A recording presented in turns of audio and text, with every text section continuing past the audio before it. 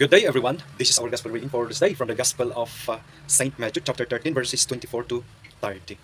At alam niyo po, ang kwento dito sa ating Banghilyo ngayon ay isa pang talinhaga ang ipinaliwanag, sinalaysay ng ating Panginoong Kristo sa kanyang mga lagad at sa mga tao. Ito ay ang the parabola ng mga damo, the parable of the weeds. At alam po natin na may isang taong nagsabog ng magandang binhi sa kanyang bukirin.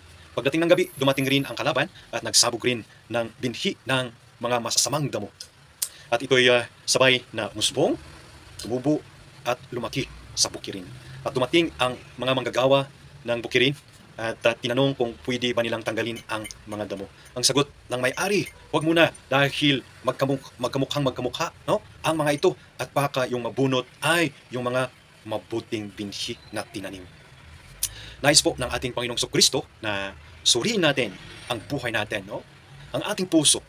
Baka ang tumubo dito ay ang mga masasamang damo na ito ay galit, no? Ito ay kasakiman, ito ay kayabangan, ito ay katakawan, no? Ito ay ang ating mga masasamang ugali. At ito dapat nating putulin, bunutin at sunugin sa paano pong paraan, no? Sa ating buhay na pananampalataya, no? Sa ating buhay na panalangin. Na tayo ay maglaan ng panahon na makinig sa salita ng Diyos. No? At tamang-tama, Sunday po tomorrow, huwag natin kalimutan mag-attend ng Holy Mass, no? Para makinig sa salita ng Diyos. At basahin po natin, no? Ang salita ng Diyos, ang ating Bible. No? Basahin natin and sa buhay and sa puso natin.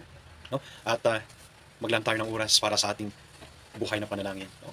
To pray every day to our God. Dahil ang sabi ng ating Panginoong Kristo sa talinhaga, and I quote, "Do you want us to go and pull up the weeds?" They asked him. "No," he answered, "because as you gather the weeds, you might pull up some of the wheat along with them. Let the wheat and the weeds both grow together until harvest. Then I will tell the harvest workers to pull up the weeds first, tie them in bundles, and burn them, and then to gather in the wheat and put it in my barn." Amen. Your Trupa Cups from Benguet First Provincial Mobile First Company na palaging nagsabing, be grateful, be joyful, be thankful with a humble heart. Thank you po and God bless.